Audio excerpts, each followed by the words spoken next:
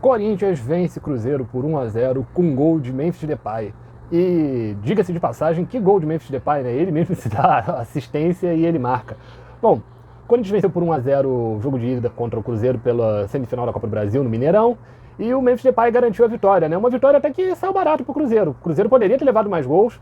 A verdade é que esse jogo ele foi muito de momento, porque no primeiro tempo o Corinthians faz 1-0, o jogo é muito pegado, muito disputado.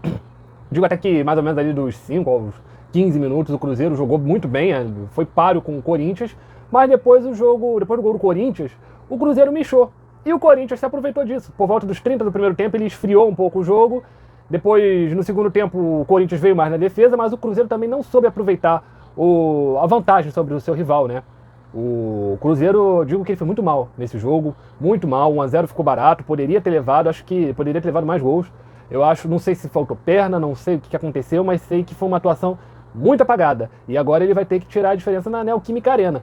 Já o Corinthians, ele fez uma boa atuação, ele foi irretocável. O Dorival Júnior teve essa benção de fazer o gol no início da partida e depois ele só precisou administrar o resultado. Mas acredito que se fizesse 2-0, ele levaria um placar muito mais cômodo para a Neoquímica Arena, para o jogo de domingo.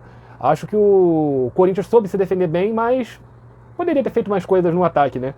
O lance do gol do Corinthians gerou muito protesto por parte da torcida do Cruzeiro, por achar que o Memphis dominou a bola com a mão. Mas na sua opinião, foi toque de mão ou não? Deixe nos comentários. Eu digo até que esses jogos da Copa do Brasil, eles têm vida própria, porque eles não estão ali colados com o confronto do brasileiro, com crises que a equipe pode ter. Foi no final de temporada, está sendo no final de temporada, né? As equipes já escaparam do rebaixamento, as equipes já jogaram tudo que tinham para jogar e agora estão concentradas ali em faturar a Copa do Brasil. Então eu acho que isso pode deixar tanto o Cruzeiro e Corinthians contra o Vasco e Fluminense jogos muito mais abertos, porque o Corinthians teve uma temporada apagada, foi ali meio de tabela. Já o Cruzeiro ele foi ali, ficou encostado ali na dupla Flamengo-Palmeiras, podendo até brigar pelo título brasileiro, tem um time muito badalado, o Corinthians também tem, né, mas o time muito caro do Pedrinho, né, tem ainda muita expectativa nessa equipe na Copa do Brasil, mas acabou se mostrando que talvez essa não seja ainda a temporada do Cruzeiro, mas isso acontece.